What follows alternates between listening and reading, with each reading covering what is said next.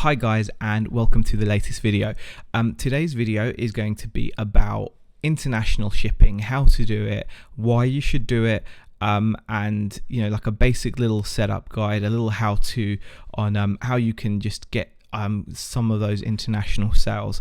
Now, first of all, if you're selling on eBay, why should you be doing international shipping? For me, it's part of the whole appeal of eBay. Otherwise, you can just sell locally.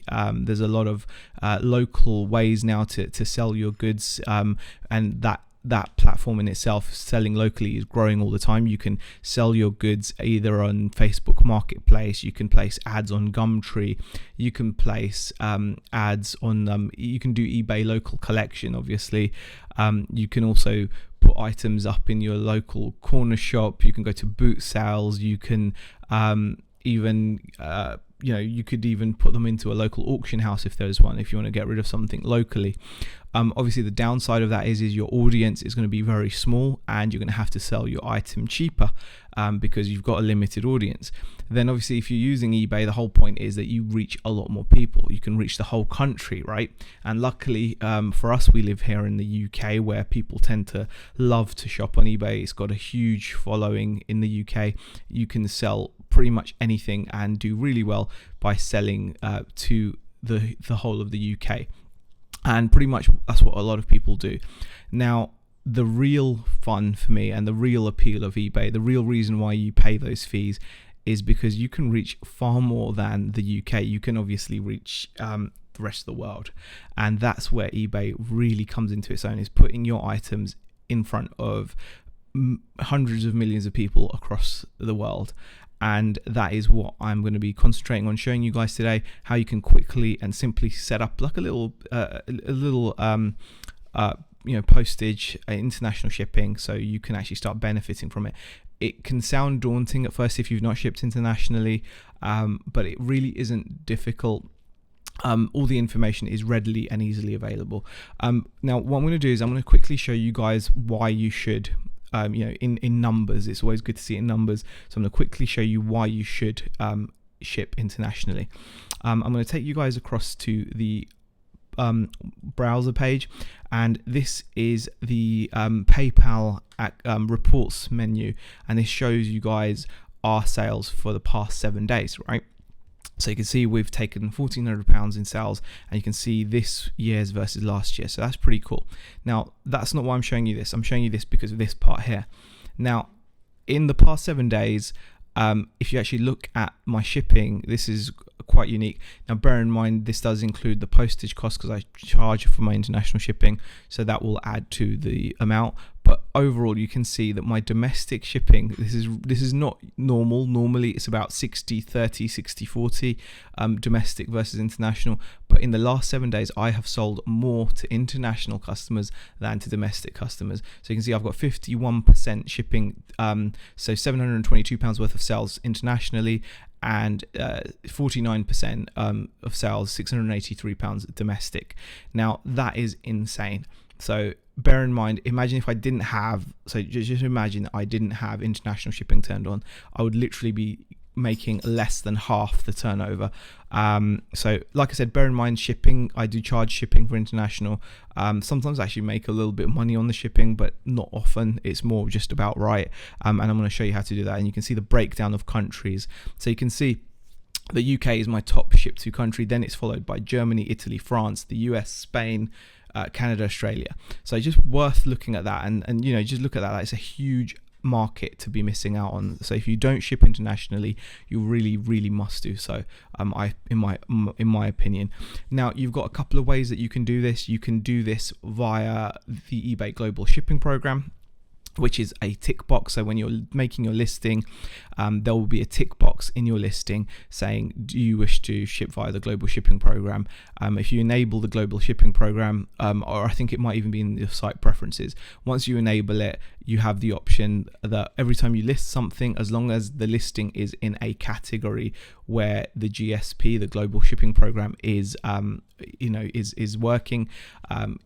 eBay will automatically show your item in to other eBay websites, so eBay in Germany, eBay in France, Spain, etc., and they will automatically work out the shipping for you, so you don't have to do anything, you don't have to think about anything. And you will be selling internationally, so you must do that if you haven't. Now there are some downsides. The upside is obviously you don't have to do anything, you just enable global shipping on your eBay account, and once you've enabled it, it doesn't cost you anything. They do everything for you, they work out the prices for you, and when you sell an item, you don't even have to worry about it. You just ship it to an address that eBay provide you with your normal domestic shipping cost, and then from there on, the item is whizzed all around the world to its location, and the costing, and you don't have to worry about any of that kind of stuff. But obviously the downside of that is it tends to cost a lot more to the buyer, and that can put some buyers off, and it's very slow comparatively to shipping an item abroad yourself. Now what I'm going to do is show you guys how I actually do this, how you can set up a really simple shipping business policy. So if you've got an eBay business account, you can set up a business policy, or you can just follow these pricing guidelines, and they should see you safe.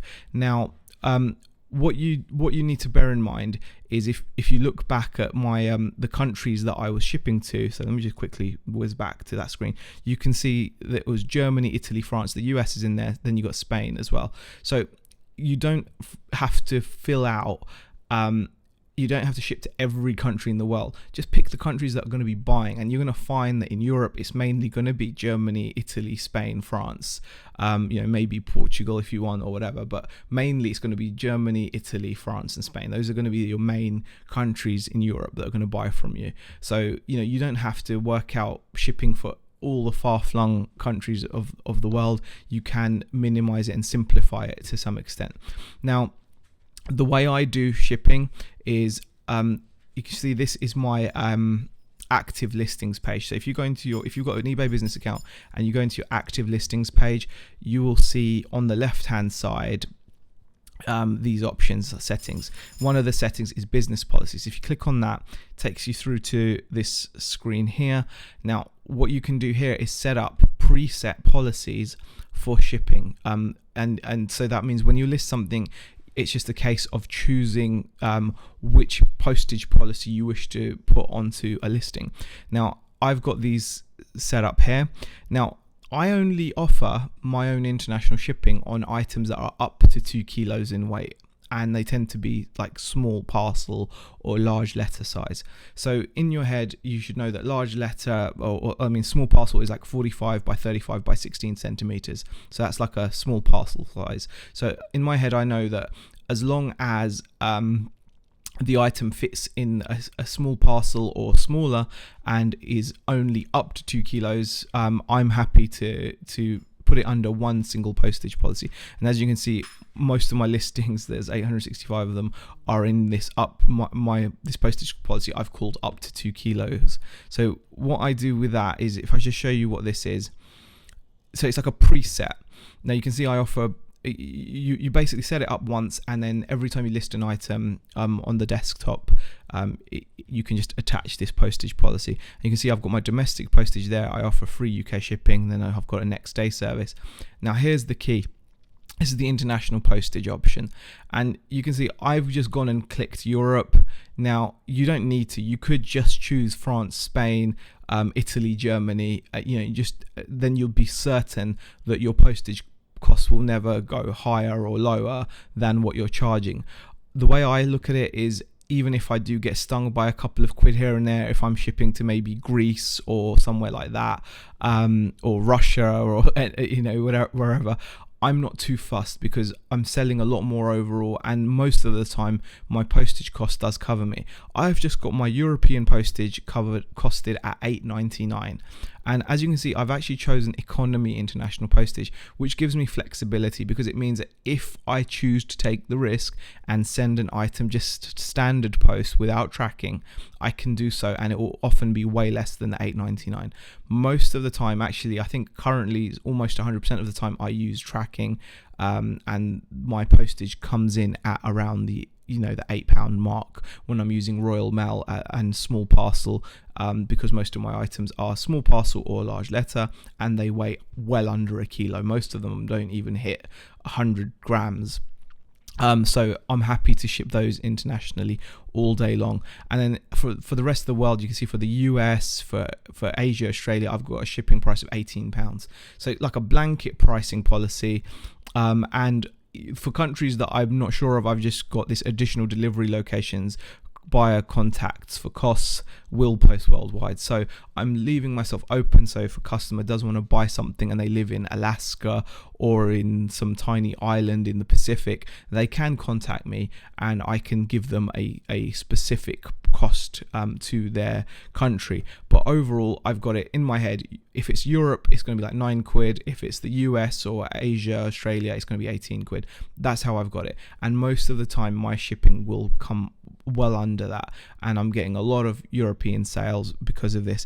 Now that's what a postage policy is, and once it's set up, it's done. And then when you go into a listing, so for example, I've got a listing open here, you scroll down, what you will see is I'll have an option for business policies, and you can see you've got a payment policy, which is PayPal, a returns policy, and then you've got a postage policy. And then you can just choose from a drop down menu, your postage policy that you want to attach to a listing. Now obviously if it's a heavy item, I've got different policies for 2 to 5 kilos, 5 to 10 kilos, and 10 kilo plus. I do have separate policies because I'm not going to be shipping those items internationally, and actually I use GSP for those because GSP actually works out really good for bigger, heavier items, but for smaller items this works way better for me. So that's what I use. Now if you set that up, you're going to hopefully get more international sales, and if you want to give yourself a bit of peace of mind, if you go to the Royal Mail website, you get the get a price page. You can just go to overseas, type in a country. So for example, let's do Germany. Go to next. Say that you're sending a parcel. Say that the parcel is going to weigh half a kilo. You don't need to put the value in, that's fine. Small parcel, there we go. And you will see that it will cost you £10.15 tracked and signed for something that's 500 grams. If it's less than 500 grams, it will be a lot less. Like, I think it comes down to like £8. So if I'm doing something which is like 80 grams, you'll see that the price will be a lot less. Now you've got to factor this in for yourself. You can see it's £8.55 online or £8.60 in the post office, and that's for tracked and signed. If you don't do tracked and signed, if you just do standard, it's only £3.75. Now like I said, you've got to work this out a little bit for yourself, because if you're selling items that are consistently over 100 grams, you're going to have to charge a little bit more. Maybe put your standard postage policy at like $10.99. That should cover you. But for me, $8.99 covers me most of the time.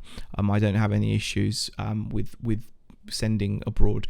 So I hope that's a bit more information on how you have to work this stuff out.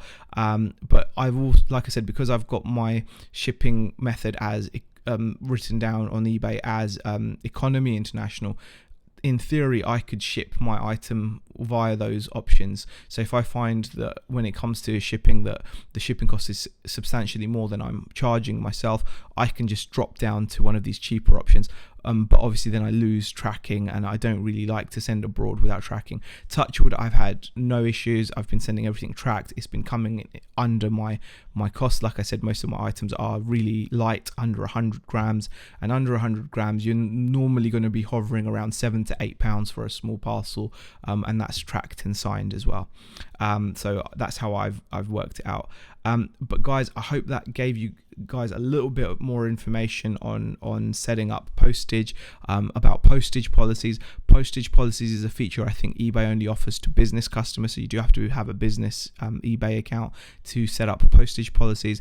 Once you do that though, it makes listing really nice and simple. However, bear in mind, if you list using your phone, the last time I checked, especially on Android, I can't speak for Apple and the eBay app on iPhone, but the eBay app on Android is really frustrating. If you're trying to list on there, it doesn't allow you to choose business policies, which is really stupid, because it's the whole point of setting them up is the ease. And if you list something on the phone, it doesn't actually allow you to choose business policies. It just you end up just entering all the postage information yourself, which is pointless. So I use the desktop anyway. I hope you found this video useful. Hope you guys are going to start doing your own shipping internationally and getting some sales, because it really does pay for itself. You're pretty much covered in a lot of situations if you're going to be charging around, say, like a tenner for Europe. If you said to yourself, Europe, tenner, small parcel or large letter, you're more or less going to be covered, because you then also have the backup option. If you don't want to use Royal Mail, you can then use third-party providers as well. So a third-party provider to such as Parcel to Go, they tend to offer pretty good prices for heavier items. So I mean, let me just go onto this website here before I go. Was meant to be going. There you go. So for example, UK to Germany, half a kilo quote and book, 45.35 by 16, which is like a small parcel, and you can see you can ship that for 569 or 683 including VAT. So you can get cheaper options now. If you remember, 500 grams on post office website, Royal Mail website, was a tenner, so it's a lot cheaper to do it via Hermes, and they're actually pretty good. I've not had an issue sending internationally via Hermes before. I've done it a few times. Items get there tracked fine. So there's yet another option. So if you're charging around a tenner, chances are you're going to be okay. You're going to be covered in terms of your costs to ship the item, with some tracking to an international country without having to resort to using the global shipping program. I think that's everything I wanted to say. If you found the video useful, leave it a thumbs up and leave a comment in the comment section. If you've got any further questions, anything else you'd like me to go into, please let me know, and I'm sure I can make a video about that too. And I'll see you guys in the next video. Thanks for watching.